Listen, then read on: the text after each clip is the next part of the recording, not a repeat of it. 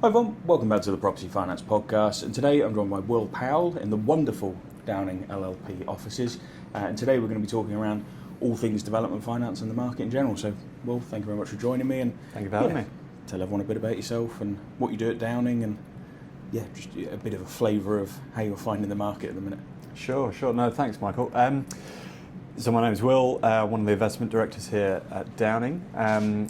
We're a non-bank lender, trading since the early 80s, and I think really the reason for us talking today was more specifically around development finance and how that's shaping up in the UK at the moment.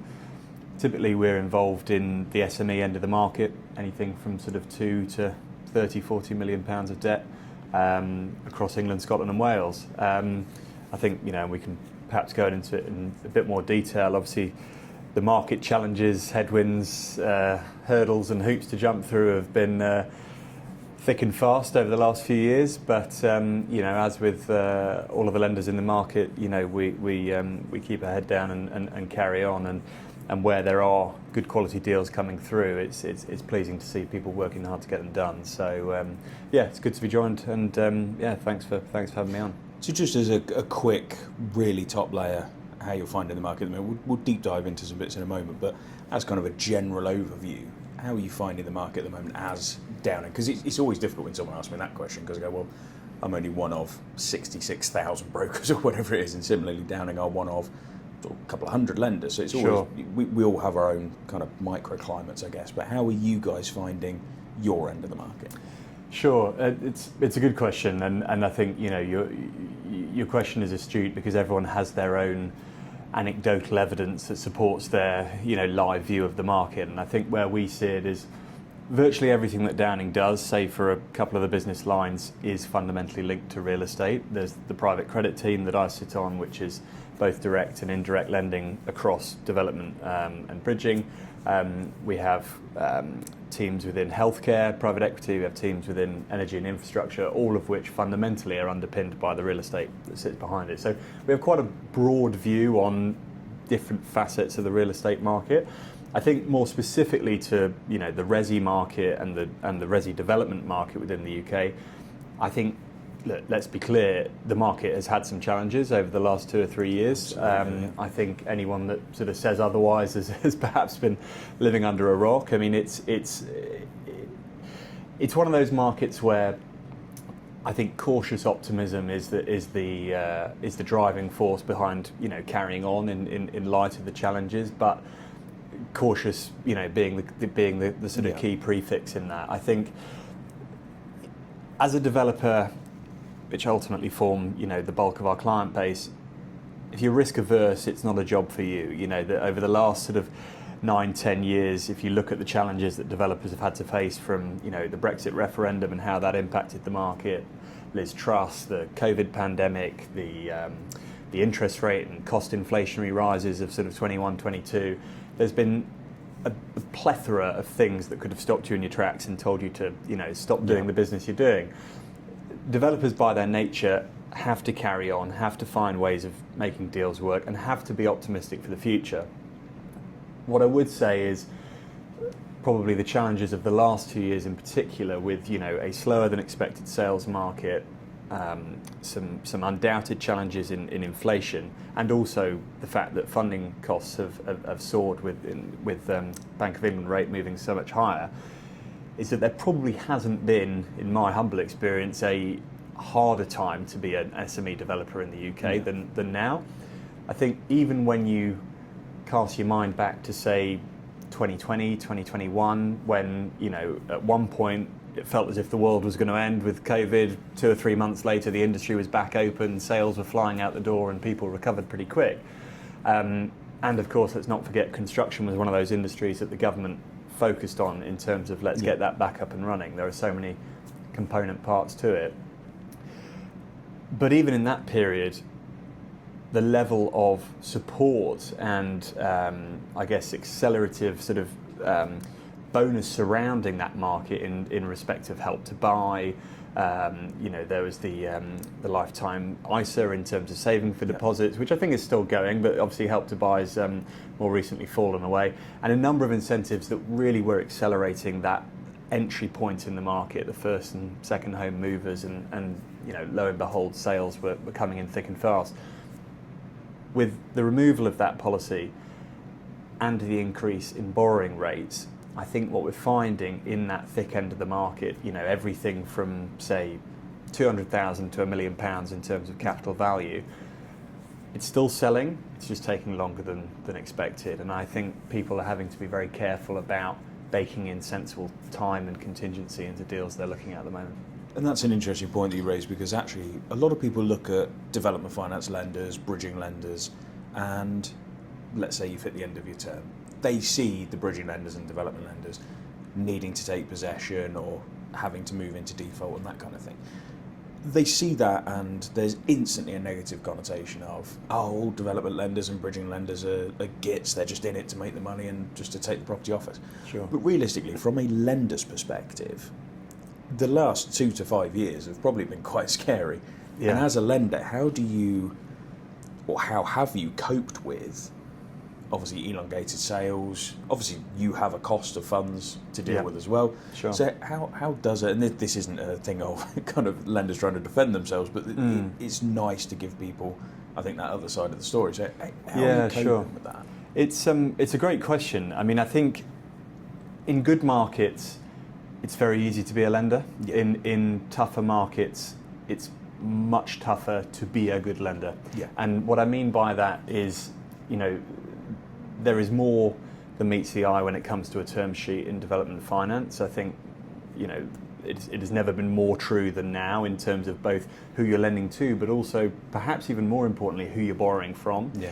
I think in years gone by when, markets were rosy, there was, limited challenge and, deals were easy to come by, perhaps interest rate was the most important thing on the term sheet, and that was it, because come what may, you're going to build it, you're going to keep an eye on costs, and you're going to sell it, and the risk of extensions and slower than expected sales was probably much less than it is now. Yeah.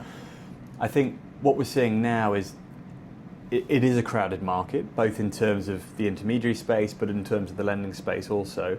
But I think in specific to development finance, whilst there may be 150, 200 capital providers out there that you could go to, in my opinion, there's probably still less than 10 or 15 that are, have stood the test of time and are worth speaking to.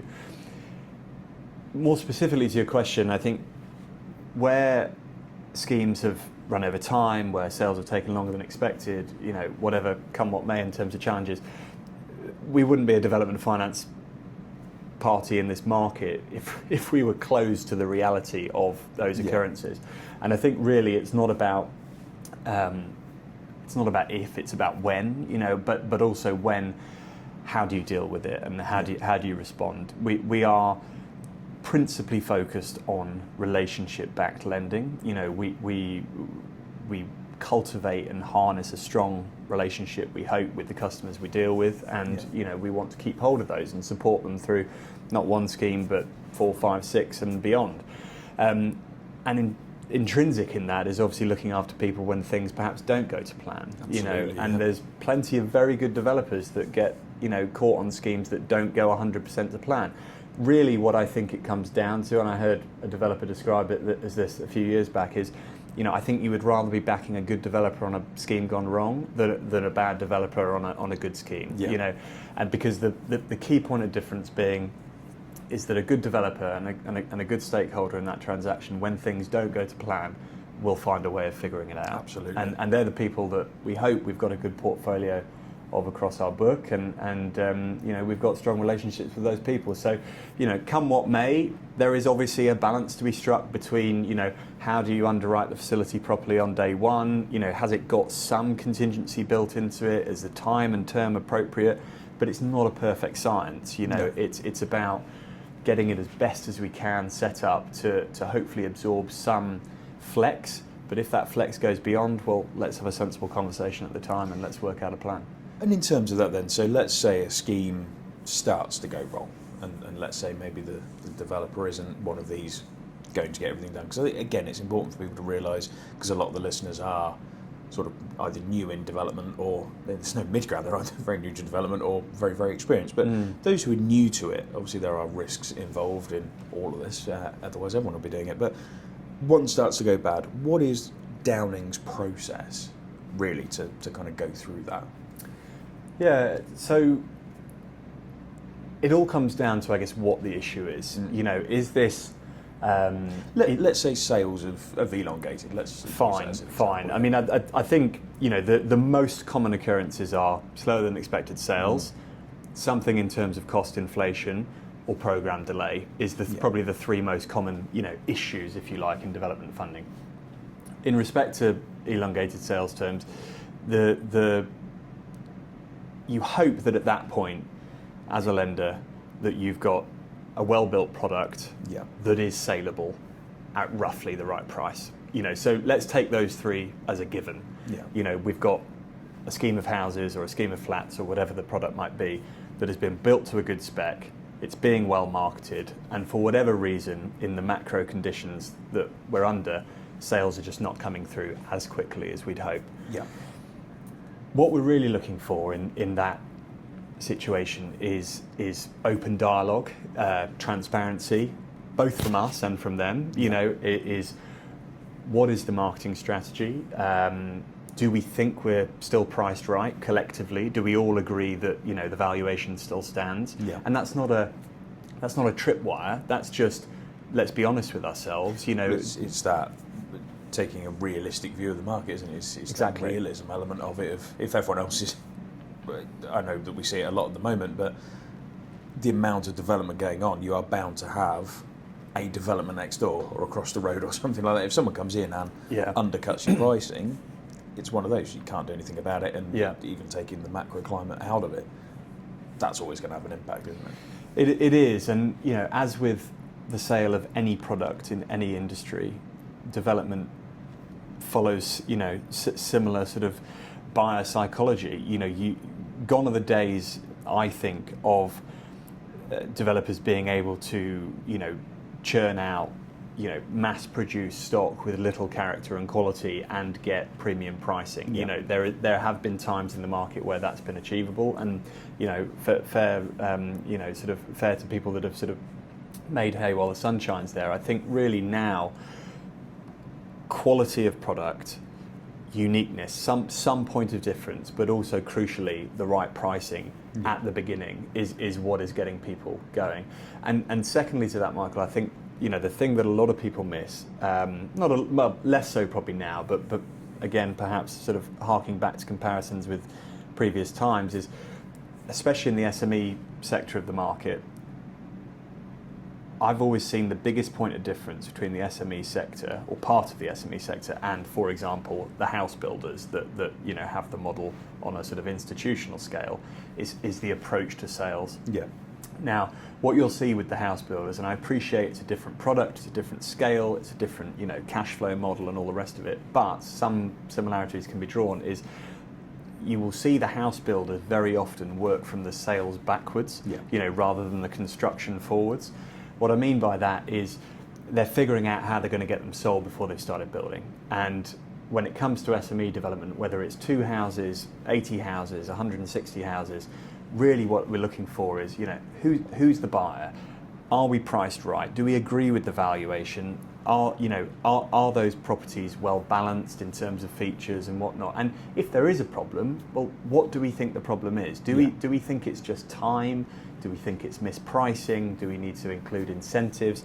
And to your original question, all you can ask for from a developer in that situation is transparency, communication, a bit of honesty, a bit of accountability, and strategically we can put our heads together and work out a plan.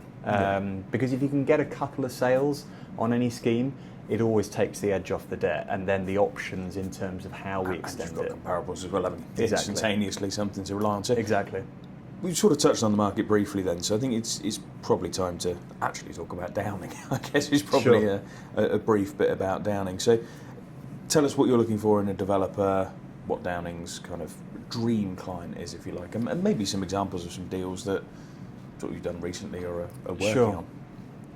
Well, that's a good question. So Well, what do we do? We are, in the team that I sit on, we are principally a construction funder, development funder, and the bulk of that portfolio centres around residential-led schemes, so flatted and housing.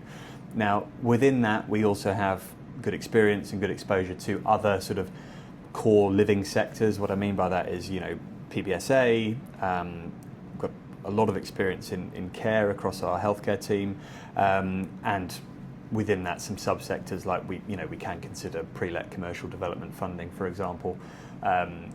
Admittedly, a smaller part of the book, but can be done, and sometimes good deals on that basis do surface. But fundamentally, the core of the book is residential-led schemes across England, Scotland, and Wales. Now, what does a customer look like? Well, what's quite nice about the sort of size of the market that we entertain is that you really do have a very eclectic bag of customer backgrounds.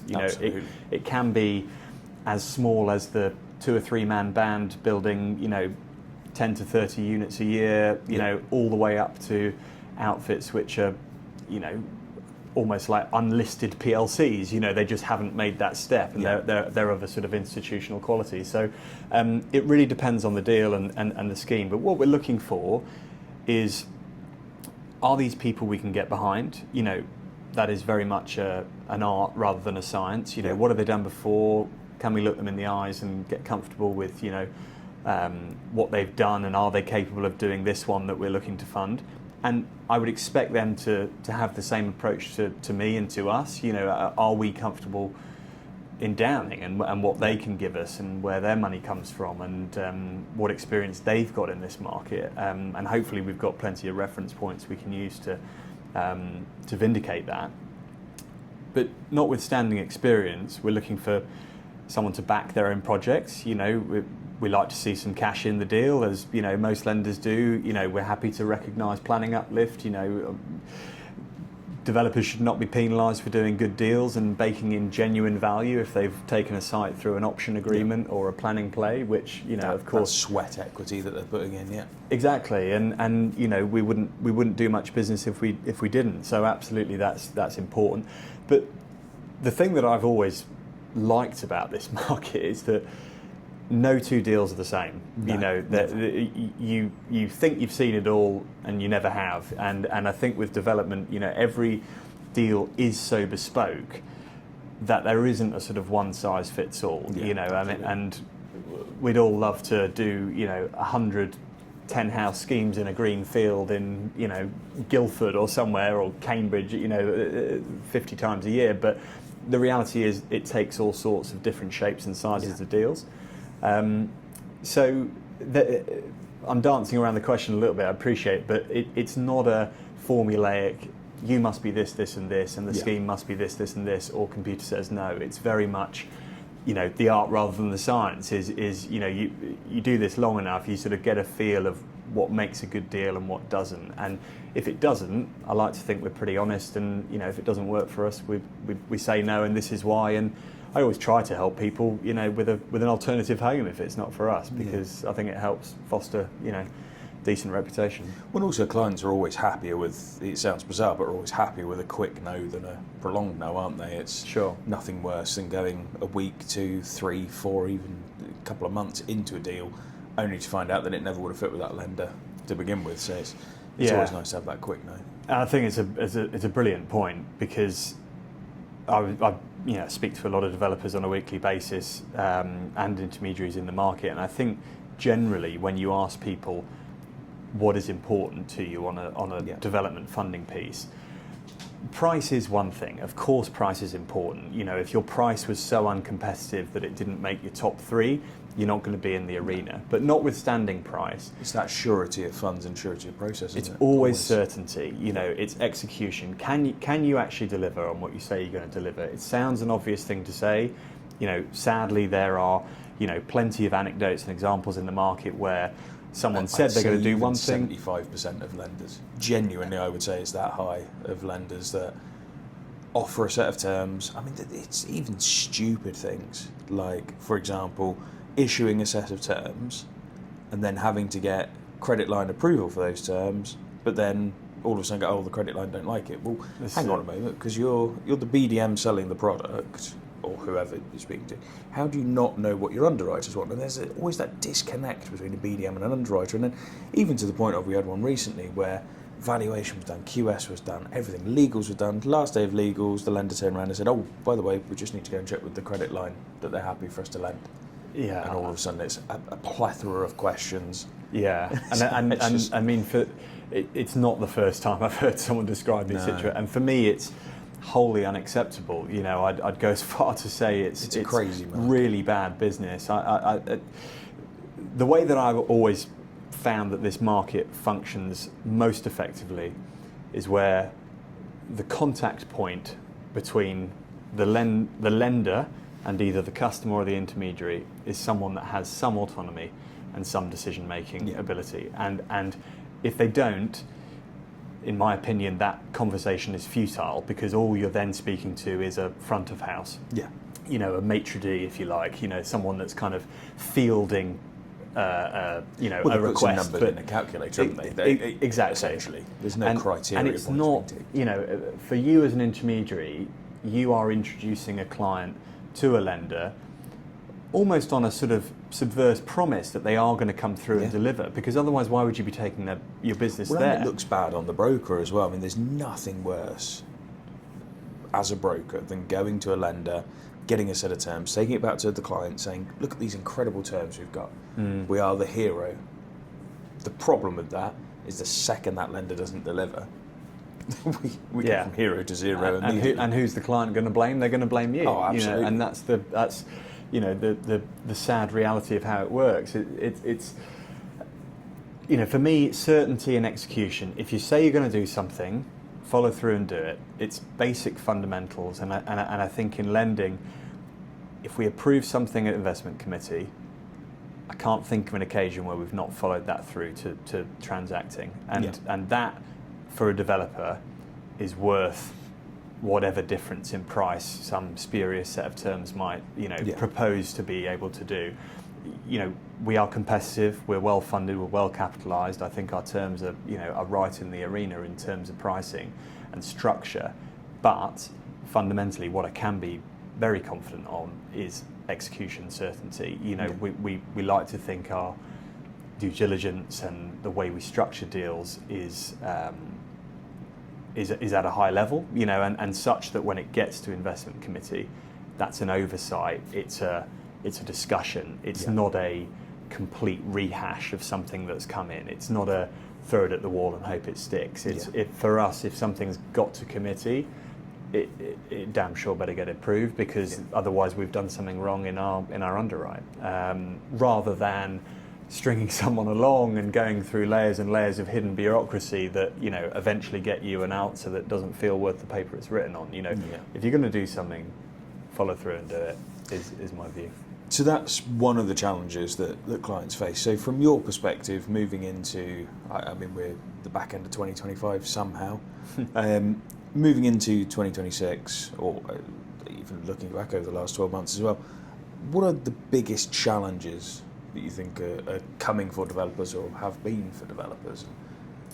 Yeah, good question. I'll ask you the opposite in a second. Yeah, what are the biggest challenges coming for developers? I think a continuation of the current Pandora's box of challenges, and I don't want this to sound negative. I think it's just a statement of fact, you know, in terms of what people are dealing with at the moment. So to name but a few, you know, planning obviously is still a system that is fraught with challenges and incredibly archaic, complications and delays, and, you know, clearly local authority dependent. But, you know, on the whole, whilst I wholeheartedly understand the strain and stresses that a lot of these local councils are under, it is not a sustainable system in terms of how it impacts the private sector. Obviously, we've got gateway and high-risk buildings and what that's brought to the market on larger transactions. You know, we've got a handful of deals going through at the moment that are subject to high-risk building regulations. And, you know, in terms of an obvious sort of pinch point on what that affects its program, you know, you might have planning, but you might not yet have gateway 2 approval, and that's probably another 6 to 12 months. You know, so bake that into your land price and your costs. It's very difficult. You've obviously got governmental and, you know, macroeconomic sentiment. I'll try to stay apolitical in my response here, but I don't think we're in a popular political environment for the private sector. Where credit probably is fair to the current government is they do, whilst perhaps not succeeding yet, they do seem to be giving housing a good go. Yeah. I must credit them for that. I mean, I think there's a lot of criticism that can be levelled at any government, and both the previous government and this government did not shower themselves in glory on the housing sector, but setting themselves such an ambitious target on housing delivery was always going to be met with failure. We have not delivered 250, 300,000 homes a year since the 1970s, so why we would do that now without fundamental overhaul, I don't know. Yeah. But what they are doing, Steve Reed, the current housing secretary, has at the very least come out with some sensible proposals around trying to change and tweak things, but it's the time taken to bring these through. Well, that's it. What always seems to happen is there are a bunch of promises laid out to cover their 5 years, and actually none of them can be implemented within the 5 years. And even if some are implemented, they're not fully implemented, and then as soon as you change, to be fair, we change Prime Minister far quicker than every 5 years, but every time we change Prime Minister, another cabinet comes in, another set of ideas, and all the progress we've made just straight back to zero, and then we make it straight back to zero. And I think that's the difference we've got here compared to other countries who are doing far better. I know. It's because they've got enough time to implement something. Yeah, and it's what it feels like anyway. It's a real quandary of a problem, because the short-termist nature of cabinets, and this is not a Labour thing, this is, apolitical. It doesn't matter who's in government. Yeah. They are all short-termist in their view. And with things like housing, we were having a discussion the other week with the Intermediary magazine, and, topics around this were discussed. And my 10 pence on this, I guess, would be I feel as if government ministers need some level of sort of KPI accountability on policies that are implemented. Whether that's tied to pay or, duration of tenure or whatever it is. I'm not getting into the weeds on it. My point being is that a housing minister coming in for a year can have zero impact. A housing minister coming in for 4 or 5 years, given proper time, given proper support, could have a genuine impact. You could also do with some ministers who actually have some experience of the thing that they are ministers. That's a whole different discussion, but sure, that's another thing that baffles me, is that we end up with all of these. We've had 2 housing ministers in the last 3 months, I think. I know, and neither it's a of big whom problem. You look at and go, oh yeah, you know how to fix the housing market. You don't have the confidence in them, and I think that's where that needs the overhaul, is longer terms, experience, KPIs, exactly like you mentioned, I think would be so helpful. I think it would, and the common sense. The industry is crying out for deregulation. I think is some people would probably shout at me for that, but I can honestly say, I've been doing this job for the best part of 15 years so far, and 99.8% of this market are honest, hard-working people risking a hell of a lot to bring forward well-delivered, thoughtfully considered, small to medium-sized housing schemes. They are not, reckless cowboys trying to profiteer off flogging any old nonsense to the market. You can't do that anymore. It's a really, really hard industry to make money in. People, this narrative that exists in the UK media that developers are bad, new housing is wrong, we shouldn't let this part of the market profiteer, all these ridiculous, spurious sort of clickbait headlines. I think if you're average Joe on the street, sat in the shoes of an SME developer right now, and realise the heartache, cost and stress. If they had one meeting with a solicitor where that solicitor explained to them personal guarantees, debentures, collateral warranties, all of these things. If they had one meeting, they'd never be a developer. But this is it. The narrative seems to push towards, just let the government deal with it, let the government build the houses, everything else. Funny, like we've said already, there's no way if they can't deliver 250, 300,000 houses with the help of every developer in the country, Yeah.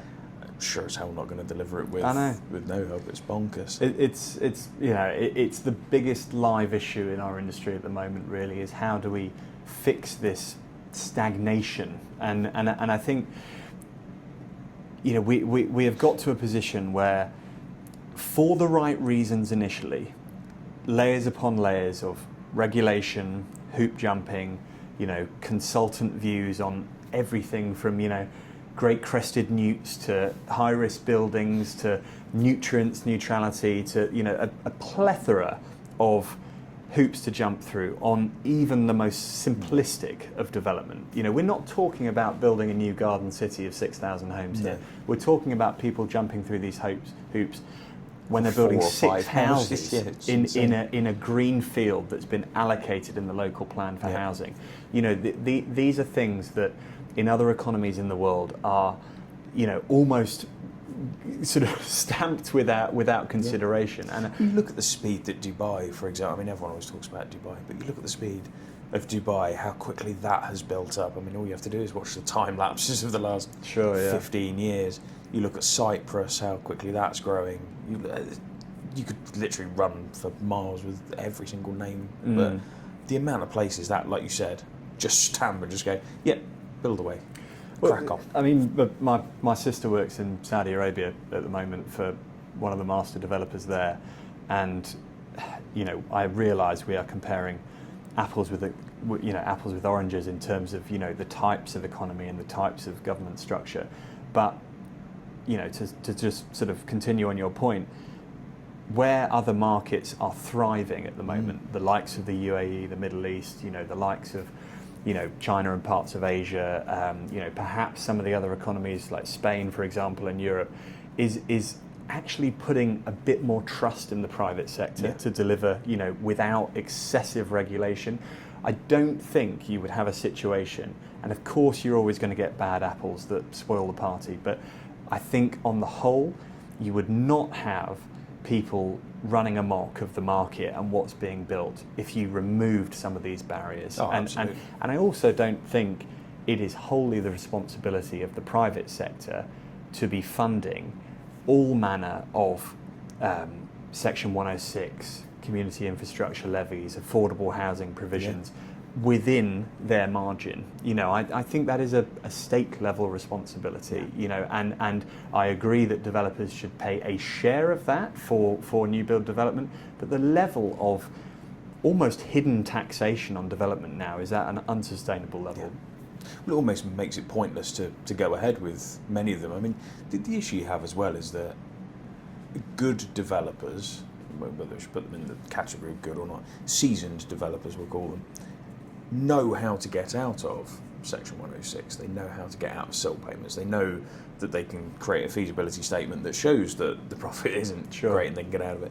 So what's the point in it anyway if the whole reason it's there is to try and essentially ensure that there's enough going on locally with local infrastructure? What is the point in having it if developers can get out of it anyway? Well, and it takes a certain level of developer to get out of it. And I think you're absolutely right. I think if it was changed to a share system whereby, depending on how big the development is, you pay a share of it and the local government puts the rest in. Yeah, I mean, there's all manner of sensible suggestions on reform that I've heard from the market. I mean, well, they're all common sense, and the problem is common sense doesn't prevail in this country. It sadly doesn't, and I think this is one of the sort of industry agnostic things that unfortunately we have to deal with. But I mean, look, we've got a mayoral election in London in May next year, I think, if I'm not mistaken. Hopefully that will bring some positive change to new build development in London, which is at record lows. I mean, I think we've got less new build starts and construction underway than we did in the depths of 2008 when things were completely off the chart, which is just wholly unacceptable. I mean, there are a multitude of reasons behind that. Probably to continue on our thread there, the target of 50, even 35% affordable housing in schemes simply doesn't work, on the most part. Now, on some schemes it will, and clearly these objectives are coming from the right place, but I think if we were to boil it down to the fundamental issue and why it has strangled the market, is there has to be an understanding from the public sector, from government, that the only way any of these projects get off the ground is pound notes, is money. And developers, whether you are a two-man band or Berkeley Homes, developers require funding to build resi, commercial, student accommodation, whatever it might be. And that funding is a huge risk to them. They take on a huge amount of debt, huge amount of obligation for an extended period of time, 2, 3, 4, 5 years, depending on how big the scheme is. They're carrying risk through that. They're carrying risk in terms of cost inflation, in terms of governmental change, macro environment, wars, geopolitical events, all manner of things that somehow all seem to feed into the property market. And then at the end of it, if they've built a good product and they sell, they might be lucky to get a margin out of it. Now, to get someone to sign up to a deal with all of that behind them, at least give them some confidence that it's worth that risk, and showering them with red tape, unnecessary hoop jumping, and financial obligations that ultimately make most schemes unviable, especially in the southeast, is unsustainable. It is, and there's got to be a change. I mean, over in Lincolnshire, where obviously we focus a lot of our stuff, and across the Midlands, it's slightly better in that affordable housing doesn't have as much of an impact. It's still a big impact, but not quite as much as possibly some of the stuff in the southeast. And I think there almost needs to be, it's such a divide, and everyone says it's such a divide between that Midlands and the north and the south, and it's how to bridge that gap, and I don't think anyone's worked out. But going back to what you're saying about the government red tape and things as well, is it feels like they bring out these policies, someone puts them forward, and like you said, they come from a good place, but it's almost like if you sat down with them and said, why have you done that, they'd have all the answers, they'd know exactly why they're doing it. The minute you go, okay, and what are the repercussions of that, and how is it actually going to be implemented? Sure. I feel like you would hit a brick wall of, well, we actually don't know. Prime example, case in point of the last 2 years, the disaster at Grenfell Tower, which was, obviously a horrendous sequence of events, led ultimately to the introduction of the Building Safety Act and, the classification of high-risk buildings and the gateway approval process. Did it happen for the right reasons? Yes.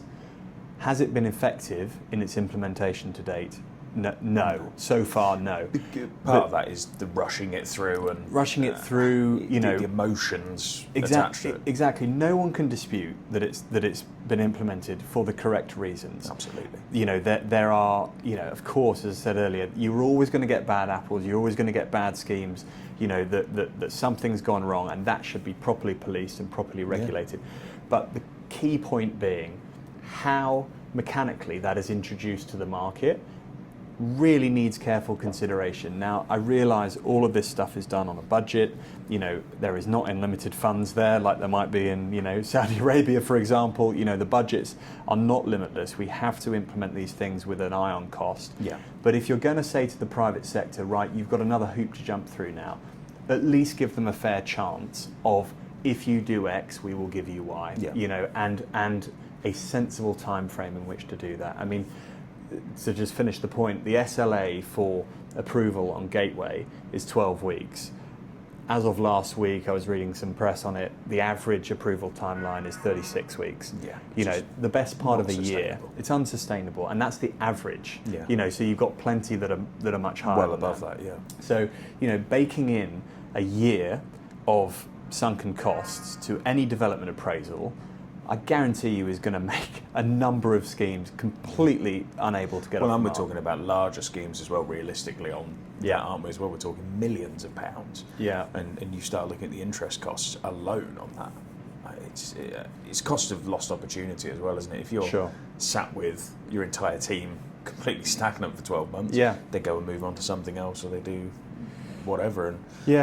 And again, showing and I don't want this to sound like a sort of mudslinging match at the government, because it's not. It's just, statements of challenge within the market at the moment is, again, to touch on the gateway approval process, there are many things we could talk about in terms of challenges, but I think this one is obviously a real current affair at the moment. Gateway 2, the staging between Gateway 1 and Gateway 2 requires a developer to have a main contractor on board with a golden thread of information in terms of the design, all the REBA stage progressions in terms of design, and some commitment to cost on getting to that Gateway 2. Now, any main contractor in a free market is not going to say with certainty, I can speak to you in January 2023 about a contract price and agree to it, and then don't worry, we'll just wait indefinitely until 18 months' time to build it, and we're going to stand true to our word, because things change, materials inflate and deflate. We've got an ever-changing landscape. So you're asking a developer and a contractor to commit to something that's very hard for them to commit to. They're not going to, are they?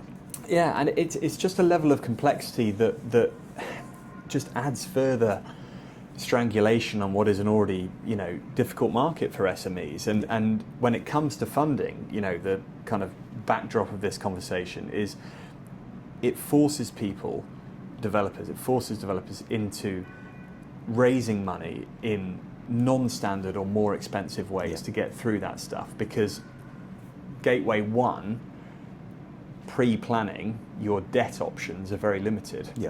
Post-planning, post-Gateway 1, you might have a few more options. Post-Gateway 2, post-planning, obviously the market opens up and you can fund things in a traditional way. But you've probably got 12 to 18 months of having to get the site before you get to that point. Equity investment at 15-18% potentially, depending on your circumstances, and you start having to layer in mezzanine finance on top as well, and of your senior debt or stretch senior debt as well. Sure. It just gets ridiculous. I mean, It 12 does. to 18 months on a decent sized scheme, you could be talking about sinking £1 million before you've even thought about it. Before you even got a spade in the ground. Yeah. And Insane level of finance. But we've done the doom and gloom bit. Let's talk about, as a finishing off point then, so our last one, what opportunity are you most excited for the next, let's say, 18 months? So what's... Sure. No, I'm glad you said, because I like to think I'm glass half full, and I think genuinely there is lots to be positive about. We've touched on the challenges. Clearly there are challenges, but there are always challenges in any market. I think for SME development there's probably more than there have been right now, but it doesn't mean it's going to be like this forever. I think we have to look positively at the future. We have to think of solutions rather than problems, and we have to try and work out a way that cohesively as an industry we can move the needle forward, which is ultimately what everyone that's worth their salt is trying to do. What are we excited about? I think with where the market's evolved, we've got a number of sort of new asset classes and new sectors in the market that are really taking hold and getting some establishment of a decent institutional scale. We've got a significant growth in purpose-built rental stock, build to rent, previously called PRS, somewhat inherited from the States and now sort of gaining real traction in the UK. And I think really that probably feeds from the affordability pressures. Is you've got more of the population in rental stock, but the positives and what we're excited about is the quality of that stock's really improving. The quality of rental accommodation across the market is definitely on the rise, and it's something that I think is exciting for the market. I think somewhat linked and although slightly different is a continued surge in popularity in purpose-built student accommodation, which I think is a market which generally the calibre of counterparty and the type of scheme is generally of a very high standard and is aimed at that institutional exit market, and in the right university towns and cities across the UK seems to be unable to keep up with the with the demand. So again, that's a real exciting piece of the market. And I think on the resi front, despite the challenges that we've talked through, fundamentally there is still an enormous imbalance of supply and demand in the UK. And I think we are excited by the fact that actually good people bringing forward well put together, well designed schemes that stack up and are profitable are still going to do well. Yes, there's challenges, yes, there's things to overcome, there always have been.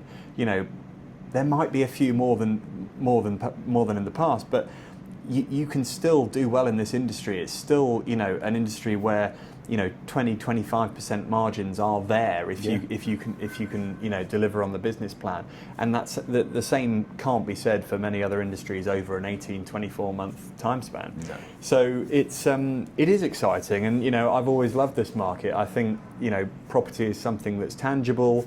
You can get excited about it. It's not just a spreadsheet. It's something that you can go out and see, and walk the ground, and see the finished product. And I think the most interesting part about our job is taking something from a brownfield, derelict hole in the ground, or a empty field, into something tangible and realisable in 2 years' time, which is always quite nice to see.